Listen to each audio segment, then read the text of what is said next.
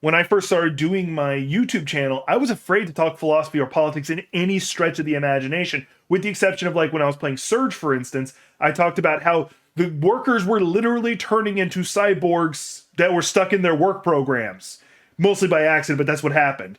So I was afraid to talk about it in any stretch, but then all of a sudden I'm like, that's literally half my personality, is to talk about these kind of things.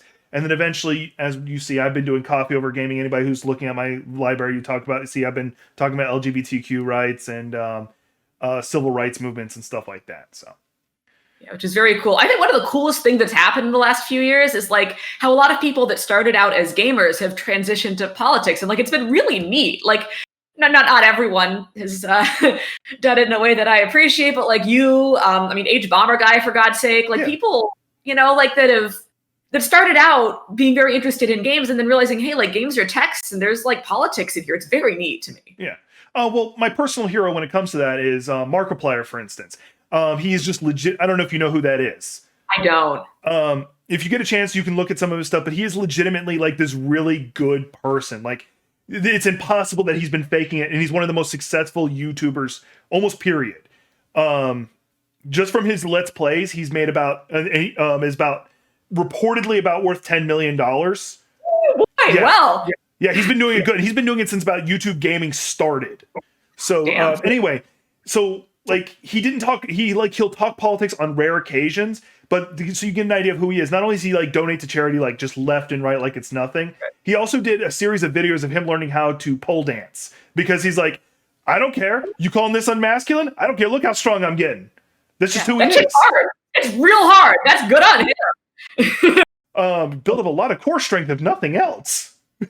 So if you get a chance to look at I shouldn't have to tell anybody in a video to watch Markiplier stuff, because I can guarantee you've seen his stuff, but you don't spend as much time on YouTube like I do, so you're forgiven, Laura. Thank you. I appreciate the affirmation. I will say 10 Hail Marys and go watch a video after this.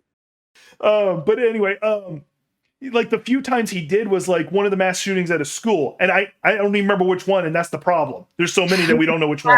Really fucked up, yeah. I want to say Sandy Hook. I could be mistaken, but anyway, he came out and said, "This cannot stand," and like he did get attacked by. In fact, he was actually on a list by some alt-right group that we were like, "Oh, he's a traitor to the nation."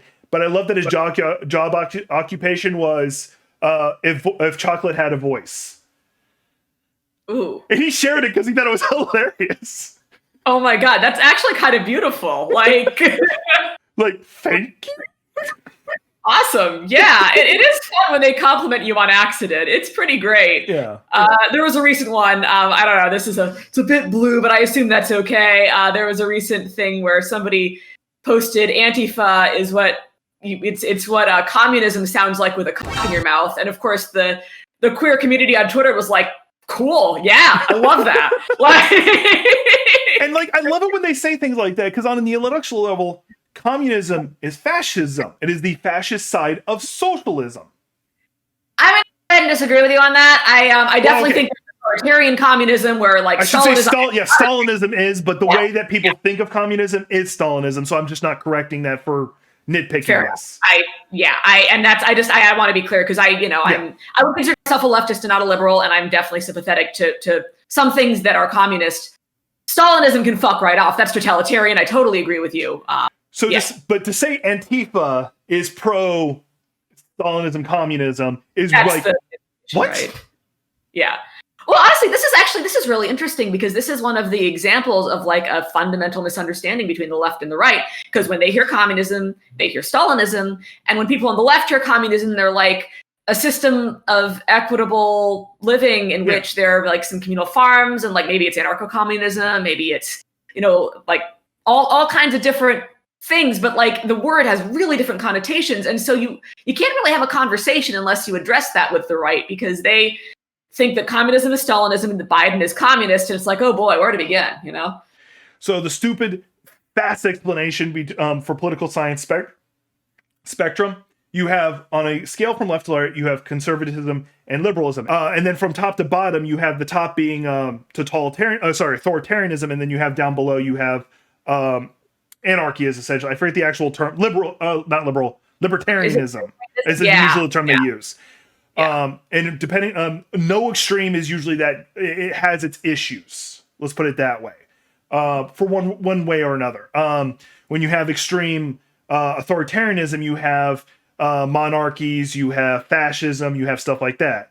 I'm not a particular fan of the extreme libertarian. I'm not a fan of libertarianism as a whole for completely different reasons.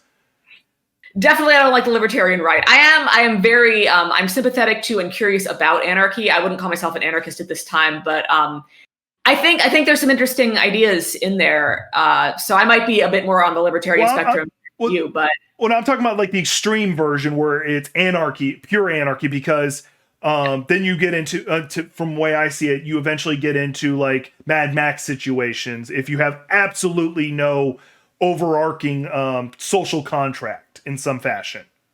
I think it's a challenge. And again, like, it's okay if we don't agree on this. Like, I don't know. Like, I have questions about the feasibility of like a truly anarchist society, but I also think it's an interesting question. Like, the idea of doing away with vertical power structures is an interesting one and definitely worth considering. I don't know how it would work in practice exactly, but like, I have a lot more reading to do, and some of my favorite people are anarchists, and I'm very curious. Well, that's why I phrased it as a social contract, not even as a federal government side, but a social contract in some form or fashion, because you eventually do need somebody to. We're supposed to have somebody who takes care of infrastructure and common goods.